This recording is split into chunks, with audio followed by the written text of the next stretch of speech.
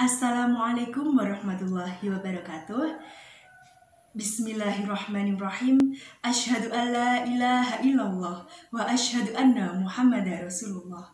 Allahumma sholli ala sayyidina Muhammad wa ala ali sayyidina Muhammad. Amma ba'du. Saya Eza Cahyadinda, mahasiswa semester 1 Program Studi Pendidikan Agama Islam STIT Al-Muslihun Blitar. Pada kesempatan ini, saya akan berbagi sedikit pengetahuan kepada teman-teman semua, yaitu tentang institusi kelembagaan organisasi keislaman di Indonesia. Kelembagaan adalah pola hubungan dan tatanan dalam masyarakat yang diwadahi oleh organisasi. Kelangsungannya diatur serta dibatasi oleh peraturan-peraturan tertentu seperti undang-undang, kode etik, norma, dan peraturan-peraturan lain yang tertulis maupun tidak tertulis. Salah satu unsur penting dalam kelembagaan ini adalah institusi. Karena institusi merupakan dasar atau landasan untuk membentuk tingkah laku dan juga norma dalam masyarakat. Nah, kelembagaan ini sangat erat kaitannya dengan yang namanya organisasi. Karena organisasi merupakan kelompok atau kumpulan masyarakat yang dikoordinasi secara sadar untuk bekerja sama dalam mencapai suatu tujuan tertentu. Nah, pokok pembahasan kita pada poin ini adalah institusi kelembagaan organisasi keislaman di Indonesia. Telah kita ketahui bersama bahwa sangat banyak organisasi keislaman yang berkembang di Indonesia. Contohnya Hizbut Tahrir Indonesia, Muhammadiyah, Nahdlatul Ulama, dan masih banyak organisasi-organisasi lainnya.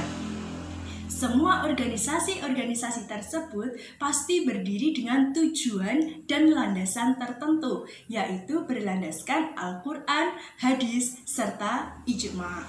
Nah, maka dari itu dapat kita pertegas bahwa institusi atau dasar organisasi-organisasi keislaman di Indonesia yang pertama tentu adalah Al-Quran, karena kita sebagai umat Islam, seorang muslim, dalam melakukan segala sesuatu harus berdasarkan Al-Quran, termasuk juga dalam berorganisasi ini. Nah, ayat atau dalil Al-Quran yang dapat kita gunakan sebagai dasar untuk berorganisasi adalah surat Al-Ma'idah ayat 2. Bismillahirrahmanirrahim. Wa ta'awanu 'ala birri wat taqwa wa la ta'awanu 'alal itsmi wal 'udwan. Tolong menolonglah kamu dalam kebaikan dan takwa, dan jangan tolong menolong kamu dalam dosa dan permusuhan. Nah, dasar atau landasan yang kedua adalah Pancasila. Pancasila merupakan ideologi bangsa Indonesia, pandangan hidup bangsa Indonesia, sehingga semua aspek kehidupan masyarakat Indonesia sudah diatur dan terkandung di dalam Pancasila. Contohnya adalah dalam berorganisasi ini, terutama dalam organisasi keislaman. Nah, dalam organisasi keagamaan, tentu kita harus menjunjung tinggi nilai-nilai religius atau agama. Tentu ini sangat sesuai dengan sila pertama, dan juga nilai-nilai lainnya yang sesuai dengan sila-sila yang lain. Di dalam organisasi pasti ada yang namanya struktur keorganisasian, musyawarah, dan juga leadership atau kepemimpinan. Dan ini jelas sangat sesuai dengan sila keempat. Nah, dan dasar yang ketiga adalah Undang-Undang Dasar tahun 1945.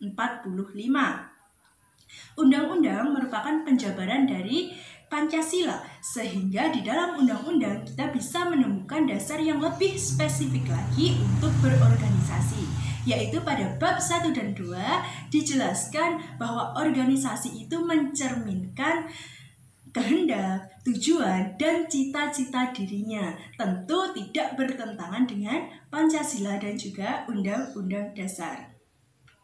Nah, selain 3 hal tersebut, masih ada lagi yang harus kita perhatikan dalam berorganisasi, yaitu norma-norma yang ada di masyarakat.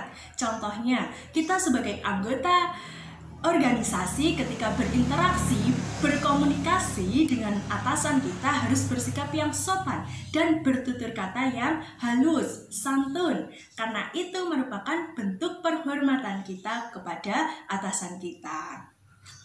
Oke, itu adalah institusi kelembagaan organisasi keislaman di Indonesia yang dapat saya sampaikan. Untuk teman-teman yang ingin bertanya, silahkan menulis di kolom komentar. Thank you so much for your attention. Please give me so far. Wassalamualaikum warahmatullahi wabarakatuh.